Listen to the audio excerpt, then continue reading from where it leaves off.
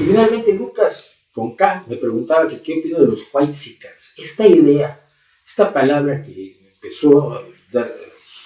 girar por ahí hace unos 6 años en México, whitexican viene de white mexican y tiene por objeto señalar a los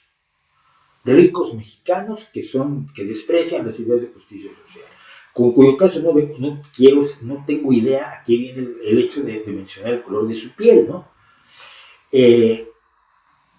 Porque implicaría que no hay gente de origen indígena o de origen medio oriental o de origen de cualquier otro tipo que no fuera europeo en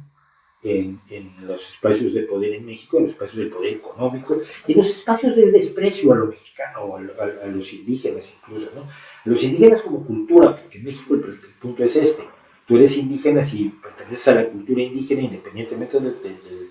tono de piel que tengas tú en el papelito este de varios colores que sacaba Peter en Family Guy, ¿no? Entonces,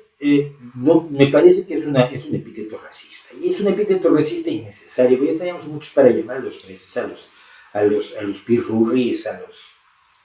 esta gente que son los que aquí en España son los cayetanos, ¿no? Pero mencionar el color de la piel me parece innecesario, sobre todo por esto, porque a mí me lo han llamado. Me lo han llamado gente que tiene el mismo tono de piel que yo y que quizás no tiene los ancestros indígenas que tengo yo.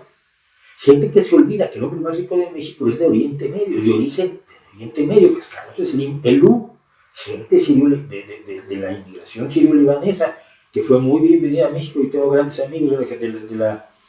inmigración sirio-libanesa, porque no es blanco, en el sentido en que lo manejan quienes creen este tipo de estupideces. Entonces yo creo que es una palabra enormemente desafortunada y que mientras más rápido nos deshagamos de ella, pues mejor.